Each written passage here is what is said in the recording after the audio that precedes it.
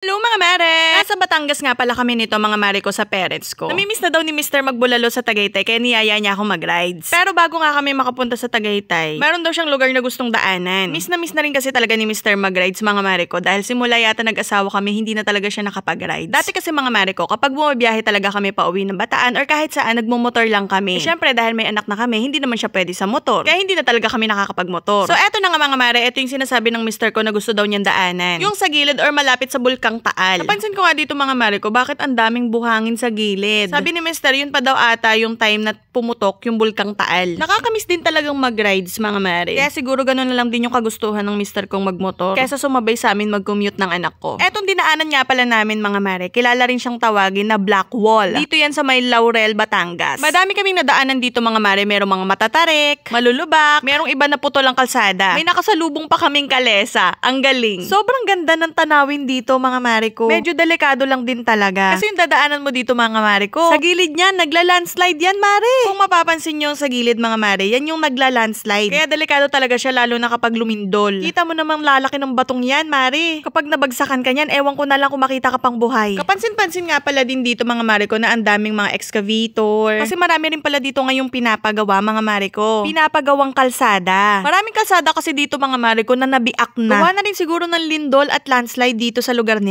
Kaya meron na rin mga daanan na kinlose dahil hindi na rin siya safe daanan. Tulad na lang nito mare ko, isang tulay na naputol na. Grabe no, hindi nga rin kami aware na meron na palang gantong pangyayari dito sa lugar na to. Tapos gusto pa tong daanan ng Mr. ko ng hating gabi. Hindi niya daw alam na ganito pala daw ang itsura ng dadaanan niya. Buti na lang talaga na napigilan ko siya kasi sabi ko hindi mo kabisado yung lugar na yun, wag kang dadaan doon ng gabi. Umaga pwede pa. Eto tuloy, sinama tuloy ako ng umaga. Grabe mga mare, kung mapapansin nyo talaga yung mga lupa sa gilid. Just imagine, paano na lang kung meron dumadaan dito, tapos biglang mag-landslide or biglang lumindol. Nakakatakot yun! Bawal kang pamali-mali ng takbo dito mga mare ko. Kasi ang daming kalsada na bawas na. I mean, nag-crack na. Sa gilid niyan, bangin na. Tulad na lang nitong dinadaanan namin ngayon. Kaya kung kamote ka, talagang magiging istorya ka. Isa ka na sa magiging kwento. At sasabihing mabait na bata ka at wala kang kaaway sa mundo. Sobrang ganda ng mga views dito mga mare ko. Kaya eto, nag-picture-picture, video-video muna kami. Eto nga pala yung isa sa sinasabi ko mga mare ko. Ayan o, naputol na, nag-landslide na. Kapag sumala ka, bahala ka na. Sa gilid niyan, bangin na. Kaya hindi ka pwedeng magmadali dito tapos lasing ka. Ingat ka na lang talagang malala. Ang haba nga rin pala ng nasirang kalsada dito mga mare ko, katulad niyan. Tapos mare ko, dumaan kami dito. Kahapon lang ng araw na yan, lumindol sa Calatagan, Batangas. Inaasahan ng pagyanig o pagguho ng lupa tapos dito kami dumaan. Napakahusay! Napakahusay talaga. Tapos meron ditong pader na parang medyo tumabingi na. Hindi ko alam kung tabingi talaga yan or talagang medyo tumabingi lang. Tapos meron na rin mga putol na poste. Kaya ingat, ingat talaga. So heto na nga mga mare, nakarating na rin kami sa Tagaytay. Dito sa kilalang Bulaluhan. In fairness talaga sa lugar na to, kahit tanghali na hindi mainit. Ang lamig ng simoy ng hangin. Naalala ko unang kain namin dito, parang nasa 150